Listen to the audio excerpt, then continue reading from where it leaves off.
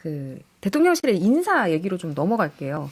김대기 대통령 비서실장이 교체가 됐어요. 좀 뭐 이제 일을 한 지는 한 20개월 됐으니까 뭐 교체를 할 법도 하다는 해석이 있는 반면 갑작스러운 거 아닌가? 이런 평가도 있거든요. 경질이죠. 어떻게 읽어야 돼요? 경질. 이거 경질이에요. 네, 왜냐하면 두 가지 이유인데 하나는 지난달에 2실장 체제에서 3실장 체제로 바꿨잖아요. 그렇죠. 예, 맞아요. 예, 예. 그럼 비서실장 바꾸려면은 그때 바꿨어야 돼요. 아, 그때 썼어야 될 거를 그 어떤 체제를 변화시킬 때 인사를 하는 거거든요. 사람을 바꾸는 거거든요. 그때는 가만히 있었단 말이에요. 그러면은 당분간 유임이라는 생각을 가졌을 거고 또한 대통령께서 마음속에 새 비서실장이 이관섭 정책실장이 적임자였어라고 생각을 했으면 정책실장을 그러면 다른 사람을 시켰어야죠. 그때 바꿨어야 되는데. 그렇죠. 그러니까 그리고 뭐, 예, 예. 그리고 또 하나는 지난 10월에 김대기 비서실장이 용산 대통령실 관저 옆에 비서실장 관저로 이사를 했어요. 아, 지난 그러면은 10월에. 오, 그러면 한 2달도 안 두 달 돼서 이사를 또 가야 되는 상황이에요. 그러니까 본인은 바뀔 거라고 생각하지도 않았을 못했다. 거고 어.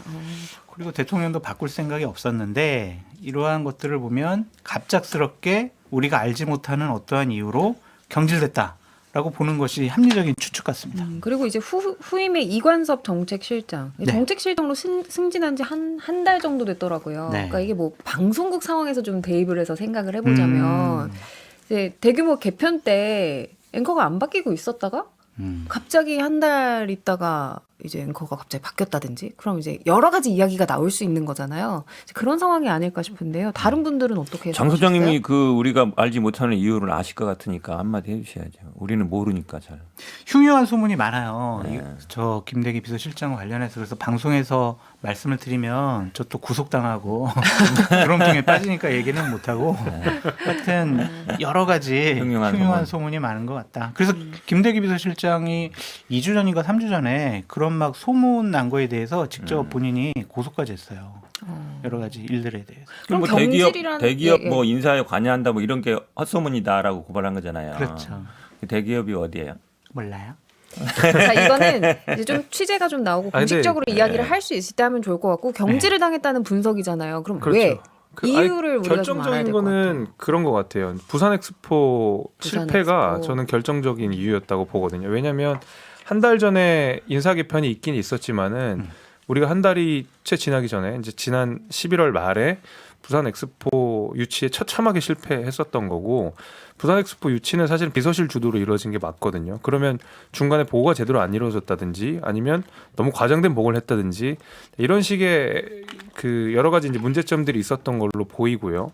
거기에 대해서는 뭐 명백한 책임 소재가 있다 보니까 인사 개편 이후에 이루어진 그 부산 엑스포 실패도 저는 경질의 중요한 이유 중에 하나라고 봅니다. 근데 그럼 결정적이라고 그렇게 봐요. 생각하면 타이밍이 그때 딱 경질을 했어야 될 것 같은데. 그 이후에 이제 누적된 몇 가지가 또 있었죠. 근데 뭐 그 외교부에서 엑소스 부산 엑스포 유치 실무 총괄한 오영주 2차관은 장관으로 승진시켜줬잖아요.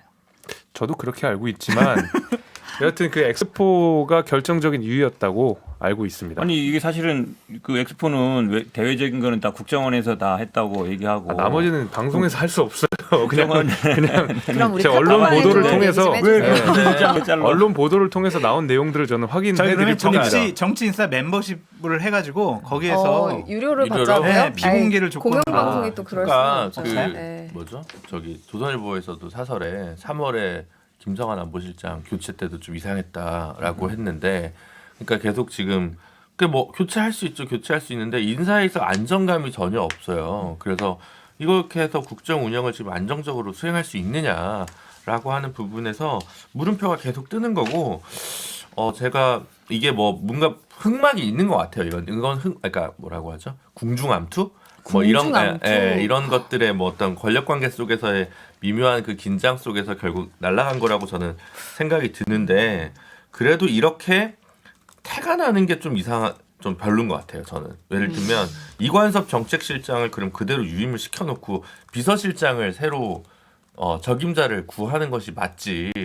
여기서 왜 또 이관섭 실장을 하고 지금 성태윤 교수인가 저기가 지금 정책실장 갔잖아요. 뭐 나쁜 그 인선은 아니라고 생각하는데 뭐지 하여튼 계속 좀 이해가 안 가는 부분이 있고, 하나는 이른바 이제 V2와의 관계성의 문제 아닌가라는 생각을 설마요. 다들 하실 수밖에 그러세요. 없을 것 같아요. 지금 저희가 너무 V0라니 이렇게 사실관계에 맞지 않는 드라마를 내용들. 쓰게 되면요. 드라마국으로 우리가 가야 돼요. 정치인사가. 그 네. 흉흉한 소문 중에 하나만 좀 말씀드리면은 그 지금 말씀하세요. 네. 네. 장제원 라인을 좀 이번에 좀 당하고 대통령실에서 좀 뺀 것이 아닌가라는 좀 생각이 들어요. 김대기 실장은 대통령실에서 대표적인 장제원 라인이고 당에서 대표적인 장제원 라인 현의 당직이었던 분 중에 이만희 사무총장이 장제원 라인이었거든요. 그러니까 이번에 뺐잖아요.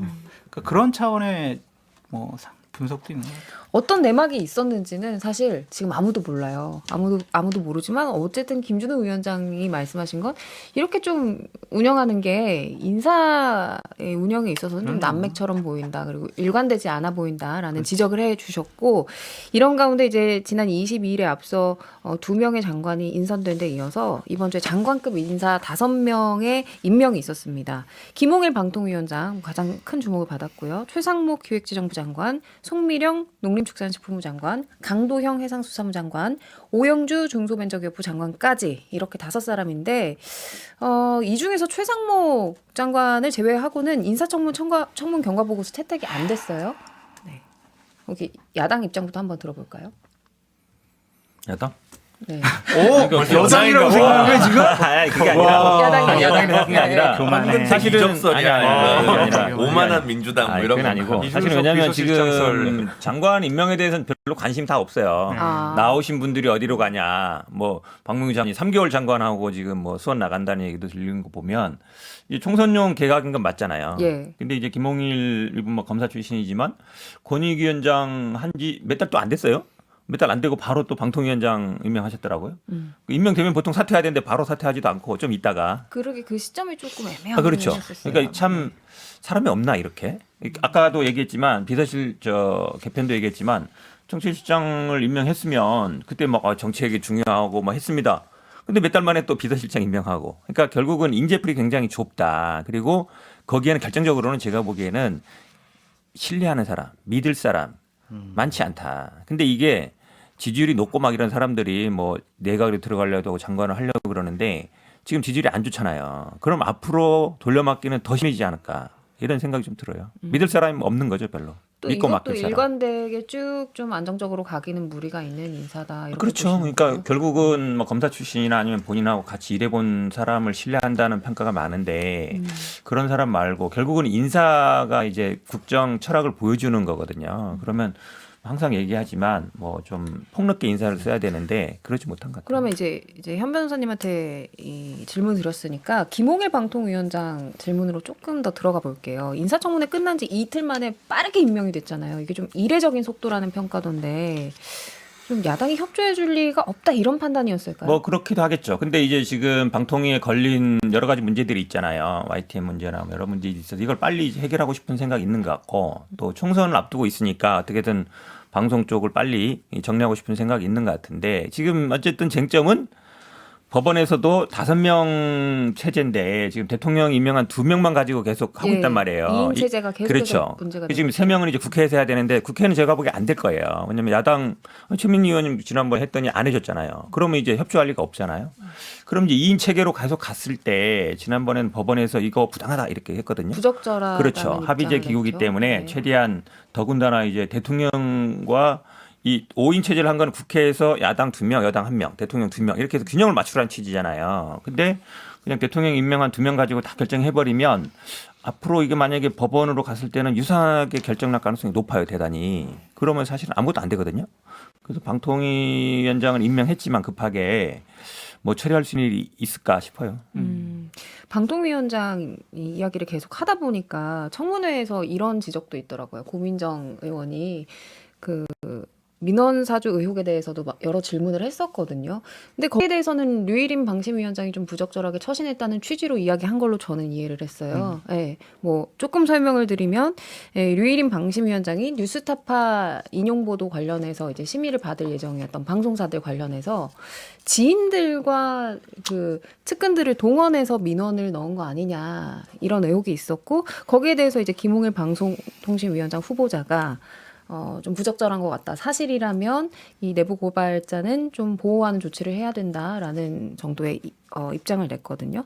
다른 분들은 여기에 대해서는 뭐 다 같은 입장이신 거죠. 그러니까 이게 사실이라면은 나라의 공직의 기강이 무너지는 것이 아니냐, 그리고 시스템이 무너지는 것이 아니냐라는 걱정과 우려를 할 수밖에 없을 것 같고요.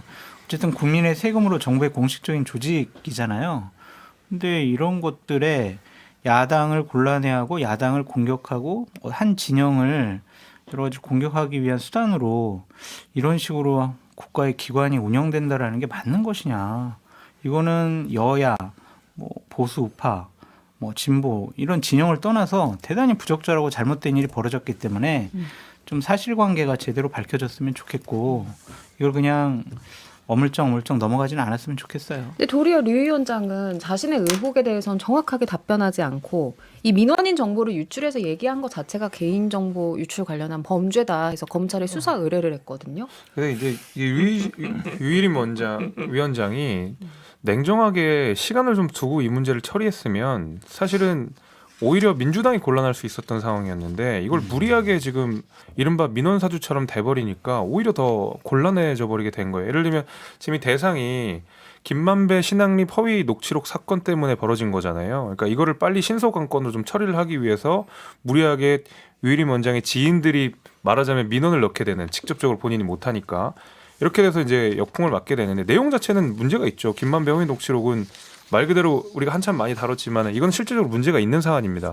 그러면 우리가 시간을 좀 두고 이 실체적인 내용에 문제가 있다 그러면 절차적 정당성만 잘 지켰어도 사실은 민주당이 굉장히 곤란했을 뻔 상황이었는데 이게 절차적 정당성이 확보가 안 되다 보니까 오히려 지금 이 실체적인 내용까지도 우리가 공격을 받는 상황이 돼버리는 거예요. 그래서 저는 오히려 유일임 위원장이 지금 폭로에 대해서 반박은 안 하는 상황이잖아요. 그러니까 예를 들면 색출만 하라고 하는 상황이고 네. 이게 왜 나쁜지를 제대로 반박을 못 하는 상황이기 때문에 저는 시간을 두고 좀 제대로 처리를 해야 되는 상황이다. 이거는 실제 절차적으로 문제가 있다 이렇게 생각이 됩니다. 그러니까 뭐 저는 제가 볼 때는 진정한 우리나라 보수를 아끼시는 분들이면 진짜 이렇게 사람이 없나라고 생각을 하실 것 같아요. 그러니까 뭐 그래도 본인들 입장에서는 정권 교체를 했으면 뭔가 좀 괜찮은 사람, 그리고 문재인 정부 때보다는 인사 검증 기준이 전반적으로 엄격화되고 양질의 임무를 가야 될 거 아니에요? 근데 뭐